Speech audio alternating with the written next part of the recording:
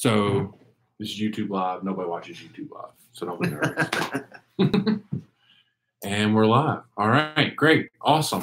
Hey guys, I'm Gabriel. This is my friend Rob Mitchell, Rutherford County's Property Assessor, and I wanted to introduce you guys to Rob and just give him a chance to talk about the things that he's been talking about for a long time now, but many of us hadn't really heard about because it just hasn't occurred. And so anyway, that's why I brought Rob in. And we might get in on some politics too, because Rob pays attention to politics like I do. So anyway, so Rob, tell me, what do you do for a living? I am the Rutherford County Assessor of Property. Okay. What's that mean? I'm the person that is responsible for administering the assessor's office. Okay. We appraise, classify, and value 110,000 real parcels and 13,000 tangible personal property accounts. Okay. Wow. For the now fourth largest county in the state of Tennessee. Imagine it keeps you pretty busy.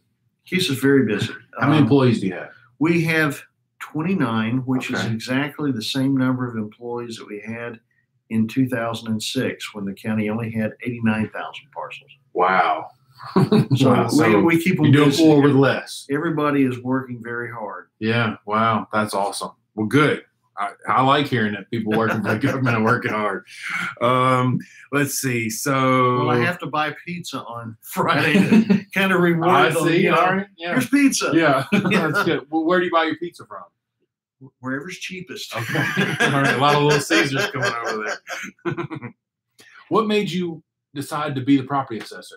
I was asked to run. Okay. There were some difficulties in the office I remember. a few years back. And I had an insurance agency for 15 years, so I was Right. familiar with values, and I lived in the county, and I was fielding a lot of calls as an agent saying, "Oh, you know, my escrow account has gone crazy, Sure. and it must be because the insurance is going through the Right. roof." And a lot of times that's true. Yeah. But this time it wasn't. Okay. You know? Right. I was like, I'm feeling the same. I'm feeling your pain. Sure. Sure. Yeah. We all feel it. Yeah. Why'd that change all of a sudden? So, so since you've come in, what are just a few things that have changed? Because like you said, the number of parcels has gone up. Is there anything else that's changed? Well, I took a look at the physical office structure. Everything has to be customer-centered and customer-oriented Okay. because government only exists to provide a service to the citizens. Sure. So if it's difficult to get to the office, if it's an unfriendly environment, one that you don't feel comfortable going into, you're not going to have a good experience, and you're not going to be as efficient as you can. We also looked at the ergonomics in the office, how their jobs related to one another. We had people on one side of the building whose job required them to work with somebody on the opposite side of the building. Huh. So we put them in cubes side by side, so all they have to do is say, "Hey, I'm bringing this over to you." Stick it in the cube. Right, rather than walking across the building. Across the building, because save step.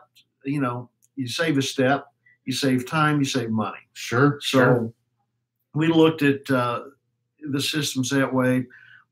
We also were the only county in the state that can work live on the system inside of our vehicles. Okay. Everyone else checks out the parcels. It's on their laptop. They go out, they work those parcels, they come back in, and then they upload those parcels into the system. I see. But being able to work live when you're in the field, if you see a house that has come up in your zone that you didn't realize was there, you can put it on. Before, you would have to have made a note, gone back, downloaded that parcel section the next day, Okay. and then gone, made the changes, come back in, and then uploaded it. Well, so we figure we save about $64,000 a year just by putting that into the workflow. Wow. So we're constantly looking for ways to improve the process, to find out efficiencies and making sure that, we have everything in place. It's going to save time. It's going to save effort. It's going to make things transparent and accessible. We redid our website. We're still going to redo it again because we want to make sure that you can get all the information that you need by simply logging in on your computer or your phone. Oh, wow. If you have a question, you can just log into it. Okay. We instituted a chat app onto our website so that if you're busy at work and you don't want your boss knowing that, you're checking your stuff because you got a little downtime, you can actually send a message into our office. We have somebody there that will get right back to you. Okay. We'll research it Oh, wow. so that you can take care of stuff, so you can multitask, Sure. be efficient, and still get some of the stuff done that you have to get done, because government offices are closed on the weekends, and a lot of times that's the only time anybody has to get time anything to do done. their business. Yeah, So that's right. we're trying to do everything we possibly can to make sure that we're accessible, we're reachable, we're accountable, and if you call our office, we hope that you have a good experience. Not everybody is going to, because they're concerned about the changes in the values. Sure. Right now, most of you will probably be getting a little letter from me in the mail saying that your values have changed. Right. Everything's gone up. It has. Everything has gone up. Yeah, totally. Yeah. And I think it's what people expected. It Yes. happened in Davidson County. It happened in Williamson County before us. It happened in Wilson County last year. And you hear about it in the news, but it doesn't really, the impact of it a lot of times doesn't really sink in until Right. Till you see look it. and see what it is It's your house. in your house. Right. That's right. And then it becomes personal. Sure. You Sure. know? And then it matters. Then Yeah. it's like, oh my gosh. And everybody thinks my values have gone up. My home, they went up 95,000. Wow. That's a big hit. Sure. But that doesn't mean that because I had a 40% increase, 50% increase in my value, that my taxes are going up. Okay. Why is that? Because of the truth in taxation law. Okay.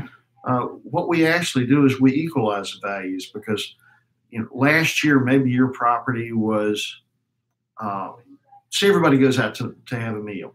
Okay. And last year your chicken meal was really in high demand. Okay. But your neighbor's steak meal, not so much. And the person that got lobster, Maine lobster was everywhere. So lobster was cheap that year. Okay. Well, when they levy the taxes, Mm-hmm. they will go and they will say, well, the waiter brings the bill. Here's the bill. Okay. Yeah. Your chicken meal is going to cost X amount. Okay. Steak meal is going to cost X amount. Lobster is going to cost X. So everybody pays proportionally Okay. based on the value of their meal in the marketplace. All right. In 4 years, if that changes and suddenly there's the lobsters die off, Okay. that same meal, it may not, your bill may be the same, Okay. the net bill. But But each individual is Each different. individual, it would Okay. shift. The one that's the most expensive now is the lobster. Okay. And everybody's got chickens. They're putting up chicken houses everywhere because Right. chickens were in high demand. Sure, so everybody sure, got sure, into the yeah. market. So the price on the chicken Come meal down. drops and the steak meal stays about the same. So they saw very little change. Okay. That's what we do. We split the check. I see. So the revenue neutral certified tax rate, the law says that in a reappraisal year, you cannot have a windfall because the values change on your property. Okay. So what we do is we look at the sales for the last 4 years. Mm-hmm. We place a preponderance of emphasis on what happened in the previous 12 months, because the closer you are to a point, the more indicative that's going to be of the Sure. market. More accurate. Yeah. So we look at the trailing 12 months. We have 3 years worth of history preceding that, Mm-hmm. and then we come up with a statistical median Okay. for the entire county.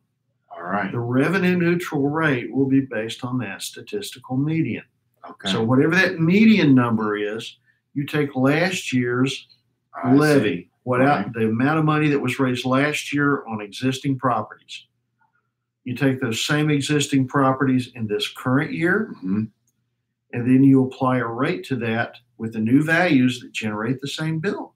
I see. Okay. So So the county is going to make the same amount of money, even though the property values have increased. even though the county, that's right. And so that at the end of the day, that's it. At the end right? of the day, that's it in a nutshell. But individually, houses have some have grown in price, some may have stayed more flat. I mean, they've all gone up, but because of that, some of the pricing is going to shift a little bit. Right. As far as And the amazing thing about this, and this is statistics, and statistics are sometimes a difficult concept for non-math nerds. Sure. And I'm not a math nerd, Right. but I like policy.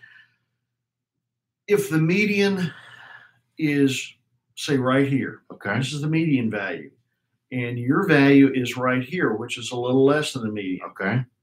And the difference between the median and what your value is in increase is the approximate amount of the change that there's going to be in your taxes that you pay. I see. So if you're 5% below the median increase, then you're probably going to see about a 5% decrease on the actual taxes you pay. I see. So it's possible that so are there some people that are going to pay less in property Yes. taxes? Okay. All right. There's some that are going to pay less, even though their house value went up. Wow. And okay. that's the thing that people, well, gee, Right. So all of these it went up. Right, So yeah. all you see is you raised it. I see these people over here spending my money for schools and roads and police. Yeah. We spend them for schools and roads and police. Maybe they could spend less. I wish they could spend less, but sometimes you can't. Sure. It's just the nature of the beast. But don't be scared. Okay. It's a good thing knowing that your value has increased in your home. Sure. That's equity that you've earned. That's right. If you have a question and you don't trust the numbers in our office, call a real estate professional to give a comp on it. Yeah. Yeah. Maybe you've decided that it's time for me to cash out and move out further into the country. Sure. Which is great. Right. I mean, you get more for less, right? Yeah. But there's a trade-off. There's a trade-off for some conveniences. In the smaller counties generally have fewer services. Sure. They have less congestion. Mm-hmm. Their taxes are, in a lot of cases, lower. Sure. The net tax bill. The rates may be higher. Yeah. Because there's certain things that counties have to provide by law. Right. It's a statutory requirement they must provide for education. Mm-hmm. Mm-hmm. Now, the Better Education Plan shifts some of the money away from counties that have into the counties that don't have through the sales tax sharing. Sure.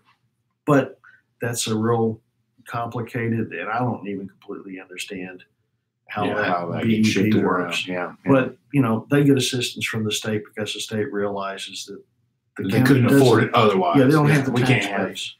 Right, exactly. I get that. That makes sense. So, all right. So when we get our letter, will our new tax rate be on that letter or just our new value? Just the value. The tax rate won't be set until the second meeting of the county commission in June. I see. That's for the county taxes. Each city sets their own tax rate. Okay. Usually they will adopt the revenue neutral rate. Sure. Which always ends up in a reduction in the rate. Okay. Taxes that you pay may go up. Murfreesboro's done that for 18 years or something. Yeah, they've adopted the rate. I think Eagleville has adopted the revenue neutral rate. Okay. So the big thing is not to panic. Well, and not to blame you. Right? No. If it goes up, it's because those legislators, elected officials, they chose to raise it. They chose to raise it. Right. They chose to spend it. They chose to not adopt the revenue neutral rate. So the calls that really need to be made are to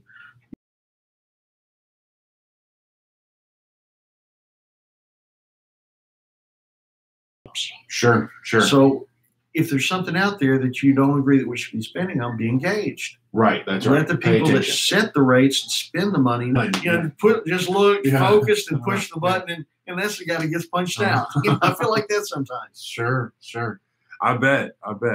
Let's see. So what's another good question for you?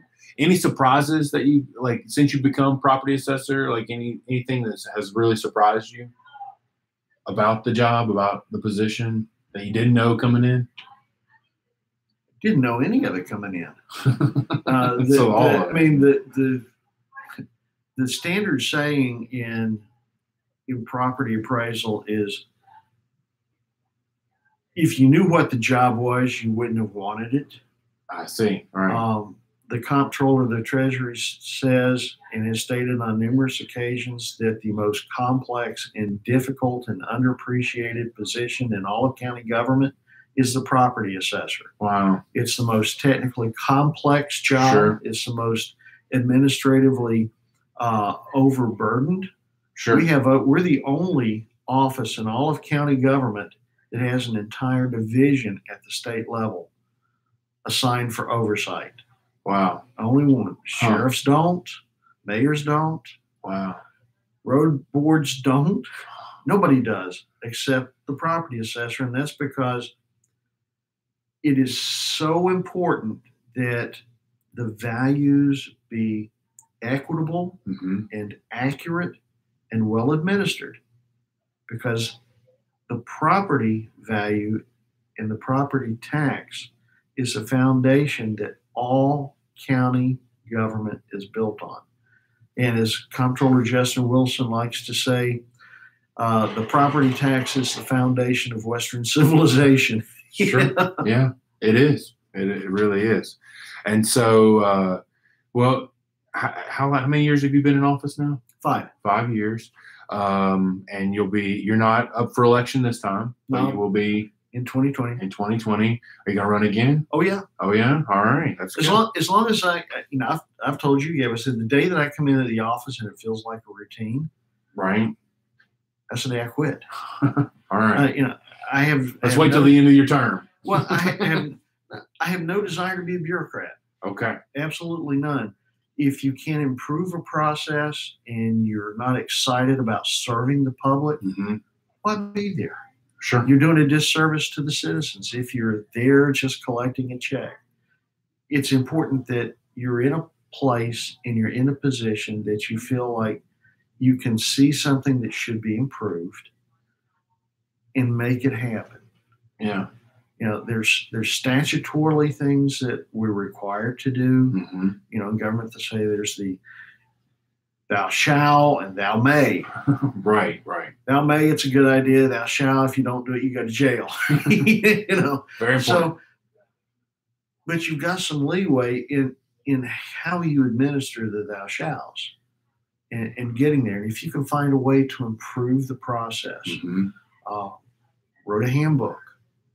I caught heat for writing the handbook, but the reason I did was to protect the employees. Sure. The current county handbook did not have adequate protection for the employees. It was wrong. The county attorney, when he was reviewing mine, says, your process is correct. And it was strictly on how you appeal a grievance. I see. Because the grievance process, as is stated in the county handbook, which is more of an administrative book for people that fall under the purview of the mayor and county general. It says that if you have a grievance with a supervisor, you go to your supervisor. If you have a grievance with that, if it's not resolved, go to your director or to your elected official.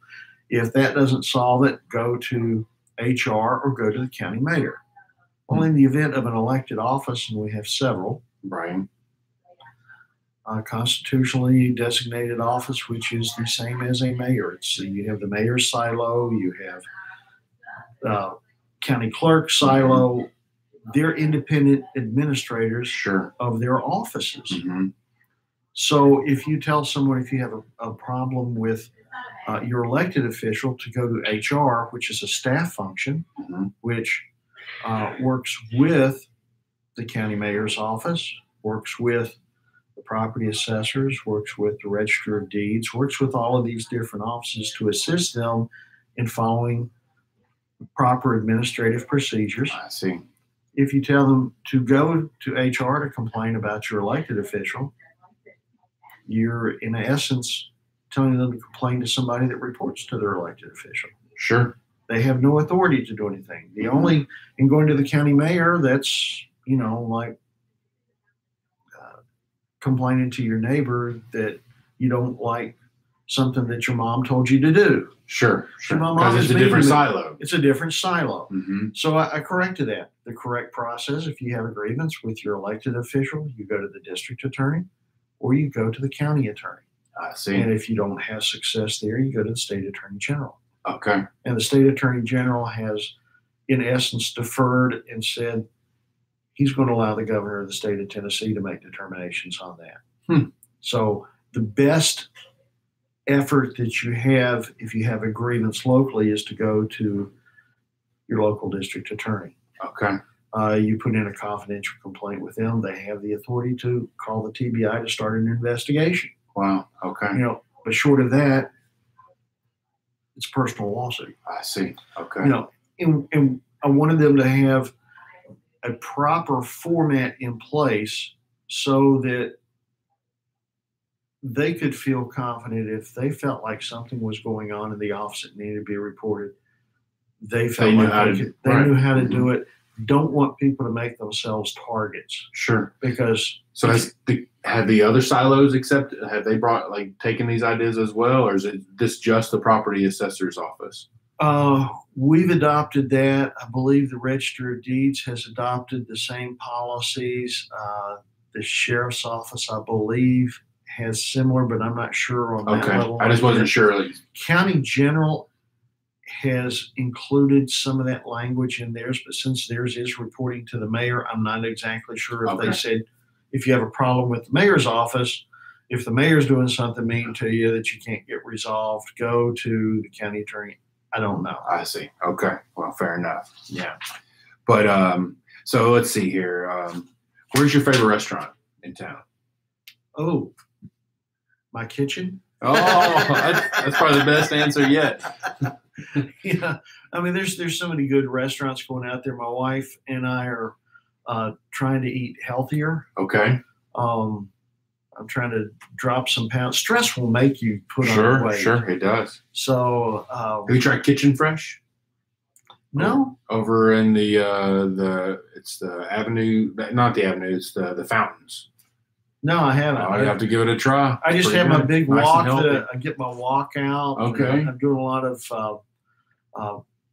baked salmon. Okay. Yeah. Cooking that. Good. Brussels sprouts.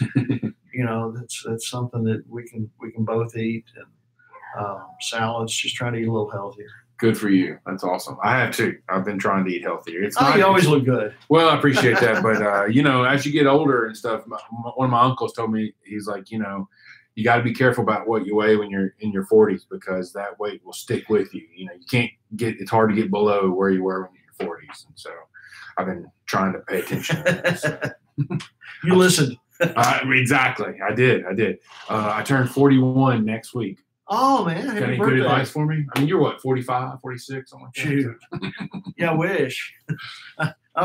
I've looked like I'm 80 since I was in my 30s. Oh, well. In the insurance business, that makes you look more trustworthy, right? So it's a good thing, yeah. Well, it's I guess. Yeah. I always felt as a younger guy that I looked forward to the days when I had some, age in my hair and some wrinkles and stuff. I just look forward to having hair. Right. I'd rather better to turn gray than to turn loose. That's right. Yeah. So let's see here. Do you have any advice for people that are interested in politics or anything like that? Because had you run for office before you ran for property assessor? Not in 20 years. Okay, so you ran some time ago. Yeah. Any advice for anybody that's interested in that? Just be engaged, read a lot, make sure that you attend the meetings, get involved. You may not want it after you go to some of those meetings. Well, I mean, get involved with the local meetings. Get involved with the party of your choice. Right. Mine is Republican. Sure. Pretty much always has been, except for a little blip. I understand. You do what you have to get where you have to go. That's right. That's exactly right. So, well, that's good. That's great. What's the Rutherford County's property assessor's website, so we can go and talk to the chat people? It's Rutherford County TN / property assessor. Okay. Right. We're working on trying to get a Rutherford County property assessor.gov domain. I see. That way it will be easier for people to go find to, because you have to go to the main website usually and dig down, do the drop down menu to find it. So it's not as accessible as as a marketing professional would tell you it needs to be. Right. And marketing is just about customer service. That, and that's, we have to make things easier for people to find. I agree. So let's see.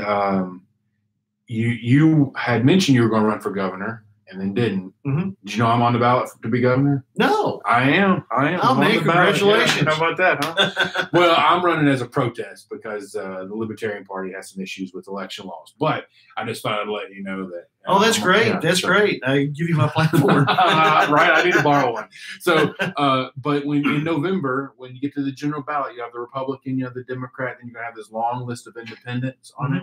And those are all people that are upset with the current election laws. So there you go. Well, what with the current election laws? The issue is to put a Libertarian on the ballot, it takes 33,000 signatures to get a Libertarian on the ballot. And to get a Republican on the ballot or a Democrat on the ballot or an independent takes 25. Oh, that's not fair. Not fair, right? And it's not 25,000, it's 25, period, just so you guys know. Because I've explained it before to people and they're like, well, 25,000 is what they assume since I said 33,000, right? But no, the difference. And so last year we ran a bill that got killed in committee that was going to lower it to 5,000 signatures. And they said they were afraid that it would cost money for us to have primaries. And so that's why they blocked it. They put it where they say it's behind the budget or something like that. They put a fiscal note on it. And so it got killed. Oh, that's I have one that's behind the budget too. Okay, yeah. It's a bill. Actually, it's an amendment to the Constitution to. Oh yes, it's a big deal. You and Don White have been working on this. To eliminate there is a state property tax. It's there.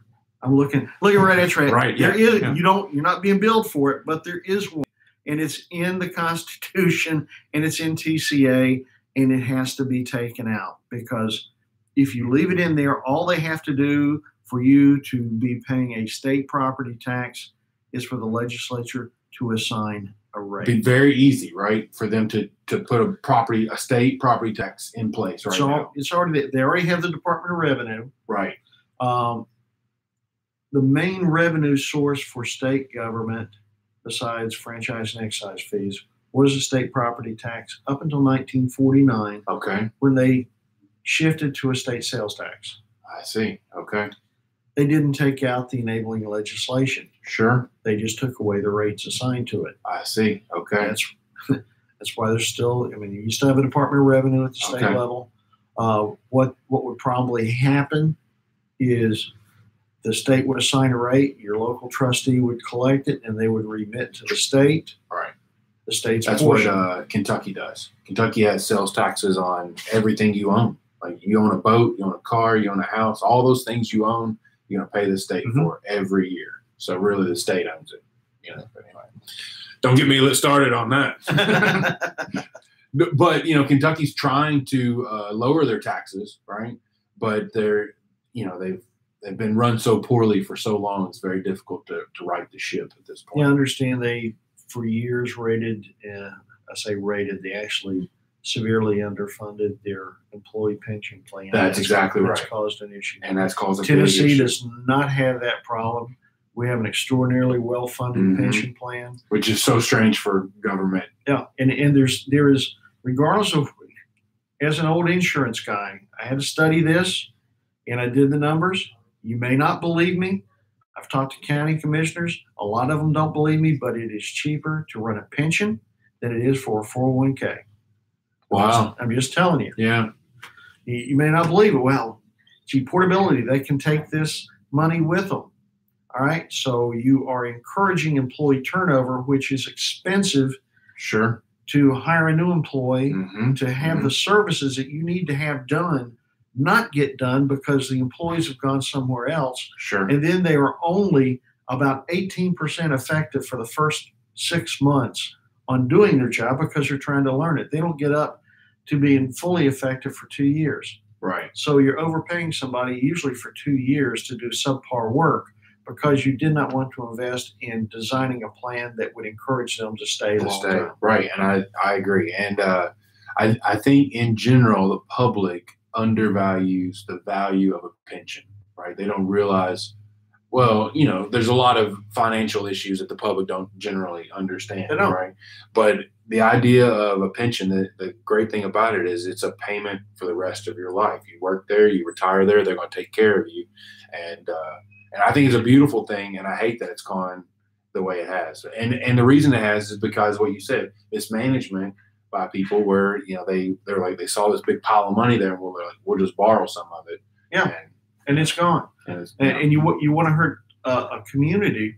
What a lot of folks don't. If you have a large number of your people that work for the government, and then they retire, all right, do you want them to have a good pension so that they can afford to buy things and pay sales taxes, or do you want them to go on public assistance where you didn't pay them the money that you should have into a pension, so now you have to financially support them after they retire in another way. And we have to pay that. Yeah. Because the money comes from us. Sure. Kentucky ran into trouble. Some of theirs was that you could work for 20 years and you could retire at 40 and start drawing the pension early. And that's an issue, right? But because it wasn't really designed for that. But people would get a job right out of high school, they work for 20 years, and then they just retire, and so that's a poorly designed plan. Exactly, that's right. But a properly designed pension plan, I think, works well for all parties. And Tennessee's is the best in the nation. Mm-hmm. It is the best funded, the best managed in the nation. We don't need to monkey with it. We don't need to change it. If the market is down and we need to suck it up and do what we have to put money in it, that's what we do in our home budgets. When times get tough, we cut out the extraneous expenses, but there are certain things that you have to pay. Sure. And funding your pension plans is one of them. I agree. You don't stop funding it because you think it's a quick fix. It's a long-term solution for disaster, and it's very short-sighted. That's right. We've got to be in this for the long haul. Our community, our nation, our country has to survive, and we have to start taking the long view picture of things rather than the short-term fix. Sure. Because we have to start thinking about what's good for our children and our grandchildren. And if we don't plan for the future, we're leaving it for them to plan. And we don't want to put them in a deeper hole than they already are. Sure. That's right. I just heard today on NPR that we'll be at 95% debt to income. Basically, our GDP to debt will be at 95% by 2020. That's scary. Yeah, those are scary numbers. Yes. So what can you do? You can cut expenses, or you can increase productivity. That's right. That's right. And that's what we need to do. And get burdens out of the way so that way people can work. And I agree. The only way to solve this problem is through growth, right? I mean, you're not going to tax your way out of it. No, you can't tax your way out of it. No, because when you get to where you start cutting off, the biggest services that you have that can cut are the ones that you have to have. Sure. Right. Yes. Yeah. Yeah, you have to start taking draconian measures that in the long term hurt things. Mm-hmm. Definitely. Very difficult. And so I read a book, and it said the past 20 years have been a great time to be in government because all they've done is cut taxes and increase the amount that they hand out to people. Mm-hmm. That the next 20 years will be a very difficult time because it's going to be opposite. They're going to have to cut services and raise taxes to pay for the things that they promised. So. Well, yeah, and that's something that as a community, I think we need to be cognizant of. We are a magnet community for the rest of the nation. Sure. And the rest of the nation has a lot of times a different mindset with what government services are necessary. So what we don't want to do is burden ourselves with extraneous services that aren't necessary. Right. Because as my wife's granddad used to say, you buy things you don't need, you're going to need things you can't buy. Oh, that's a good one. So if it looks neat, and it would be great to have this mass transit plan that they're doing for Nashville. Geez, it looks so neat. All the bells and whistles. We can be like Seattle. Okay. You've seen what Seattle's tax rates are. You've seen how much it costs to live in Seattle. That's right. That's what you're bringing upon yourself. That's what people are moving from Seattle. Wealthy people are moving to Seattle because money doesn't mean a whole lot to them because they got so much of it. Because you have plenty of it. That's right. Sure. You look around. Look west of Williamson County. great community. I couldn't afford to live there now. Right. I went to Franklin High School when I was a kid, but that's when Franklin was still. It was very small. The only reason Franklin, and this is the truth, the only reason that Franklin has all those historic buildings is because in the 60s and 70s they were too poor to tear them down and replace them. Wow. Yeah. The Franklin High School was a gravel parking lot with holes in it. Wow. That the students had to put $1 a year into to pay for the gravel as a student activity fee. Wow. That's how poor Franklin High School was. Sure. So it because of their proximity to Nashville being close, because of the easy drive from Belmead down that way and the farmland, that it has some very pretty farmland that perks very well because they have deep soils, made it readily easily for development. They were able to capitalize on that. With that came the ability to save the historic buildings. I see. The county commission is actually considering 675218, which is a TCA code for historic preservation tax exemptions for property. We'll be the first in the state to have it. Okay. It was initially proposed back in the 60s by a representative out of Williamson County because he didn't want some of those historic homes torn down. I see. But as it's written, if it's adopted, there's an old house that maybe has $100,000 on the value, but fixed up, it might be $1 million. Right.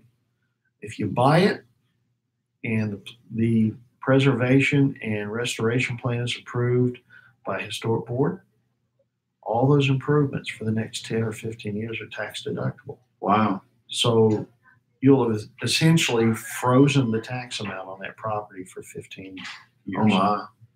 And so that's just in Williamson County? Or is that It would be in Rutherford County because you have to be large enough to do it. I see. They put in a stipulation that the county had to have at least 200,000 in population to qualify. Okay. Rutherford County has been that large for the last 5 years. Williamson County just now got that large. Wow. Okay. And if you want to think about improving our community, if you attract people, if they're moving into this area from outside and they look to Williamson County because that's where their corporate office is located and they see all these old houses, and you look over here and you as a realtor say, I've got a house I can show you over here in Murfreesboro, and it's a grand house. It's run down. Do you know that you won't have to pay property taxes on the improvements if you follow a preservation plan? Wow. That's a big deal. And that's a huge deal. So I'm seeing people coming in from California, fixing up the house. They're generally people that are lower users of services in the county. Sure. Because they may not have kids. Their kids are grown. They like to entertain. They like to be involved in the arts. They have assets. Right. Yeah. So you get the ancillary assets and the benefits of them being able to participate in different nonprofit events, heart balls, the Alzheimer. What was your little? The Gatsby party, Gatsby parties, yeah. So I mean, there's all kinds of things that they could become involved in. That's right. That would benefit our community as a whole. That's right. And once they get there and they invite their friends in, and they'll say, "Oh, you have a beautiful home." Yeah, and guess what? I don't have to pay the taxes on it. You know, and that becomes a huge selling point. Then by word of mouth, we begin to attract those people's sphere of influence into our community. Right. And we all benefit. We continue to grow from it. That's right. And it's really no different than providing, having an industrial development board that attracts businesses. Which we do. And this is kind of like an industrial development process, only you attract residential and commercial clients. Right. Because if you have a historic commercial building, it would work for that too. So we have that here now, or is it? They're working on adopting it. Okay, working on it. Who's in charge of adopting that? The county commission. County commission. Okay. It was entered into, Commissioner Robert Stevens brought it up to the steering committee this month. It was sent to the county attorney to determine the exact how it would actually work. Mm-hmm. And once the county attorney gives a ruling on how this would work in practice, it will most likely be at the May County Commission meeting. So and this is being backed by the Middle Tennessee Association of Realtors is backing this. They're behind moving forward with it. So I think it would be a great thing. It would be a novel thing that we could do for our community. Sure. And I'm so pleased that somebody is finally moving forward. That's great news. Yeah. I like being first at something. When you're first, that's great. When you're the only one, that's even better. Even better. That's right. Well, is there anything you want to share with people about the property assessor? Anything that we haven't covered that you feel like you left out? Our values are up. The assessments, the first 100 or so years of Rutherford County's existence, it took us that long to get to $6 billion in assessed value. Okay. Since 2014, we've added another $2 billion in assessed value on it. Wow. We have 29 people that are in charge of managing a real estate portfolio of $31 billion. Wow. Same number of people we had in 2006, and we're spending $200,000 less than we did in 2006. Wow. Now, that's awesome. That's not going to last. Yeah, we need a little bit more money. You got to feed the money-making machine for the county guys. Right. That's true. That's true. But it's good that you found ways to save money. We don't ask for much. Right. But when we ask for it, we have a purpose and a reason for asking for it. And if we don't need it, we'll give it back. We've given back over $2 million in the last 5 years. Wow. In administrative savings. Okay. We deferred purchasing and equipment, or as all the vendors say, I'm Mr. Discount. The first thing they say when they're coming up to me is, I was warned about you that you're going to ask for a better price. If you don't ask, you don't get. So that's right. Rule number one, if somebody comes in and they want to do business with our office, I'm going to look for a cheaper way to get the price down. Sure. Good. They don't like to see me coming. When the fellow was in yesterday, he says, well, we can save you $19,000 a year if we do X, Y, and Z. I said, that's great. Now all we need to do is make sure that it can be phased in, and then I get another 25% off of that. That's right. He said, oh, they've talked about you. Yeah, right. Everybody knows. Right. He does do that. That's good. That's good. All right. But it's my money. I'm a taxpayer. Right. I'll tell you, I will not waste my money. I am Scottish. I will not spend anything that I don't have to spend. You'll have to pull it from my dead cold hands. But if I need it, and if it's necessary, I won't. I'll go for it. If there's an ROI, if it makes sense, I'm going to make sure that the county has it. We needed to cut our expenses on fuel. So I bought hybrids. Right. I didn't get one, I got two, because I found a grant to buy it with, so it was a buy one, get one free. So if the second one's free, why don't you take it? Right, that's right. Just put it on there. If I could buy half a car and got in a car, but no, you got to buy one. So you buy one, you get one free. So that's why we have two. I see. And we're the only assessor's office in the state that has hybrids. Wow. So I think that's something to be proud of, because that shows that we're looking out and we're cognizant of the need to take care of where we live. We have a landfill out there that was very poor long-term management decision that we just got hoodwinked with. But I will tell you that when I took office, there was an administrative judge's decision that said that they cut their appraisal from $36 million, which was really too high, down to $8 million. Wow. And when they came back to me with their first negotiation with it, I just communicated to their tax rep that I understood how their business operated, and I showed them that I knew how. And they voluntarily agreed to raise their appraisal to $12 million. Sure. And they said, how did you get somebody to voluntarily go up on their appraisal? you show them that you know exactly what they're saying. Right, So right. you have to be diligent in your pursuit of equity, and make sure that when something comes to you, you know what game you're playing. Sure. And you just do that by being diligent. Right. They told us back then in 2010 that the shelf life on the landfill was 10 years. That was in 2010. It's 2018. How long are they telling you that landfill's going to last? The number keeps getting kicked down the road. And that's because of how they manage their landfill. I see. Sure. Yeah. It's a depreciating asset.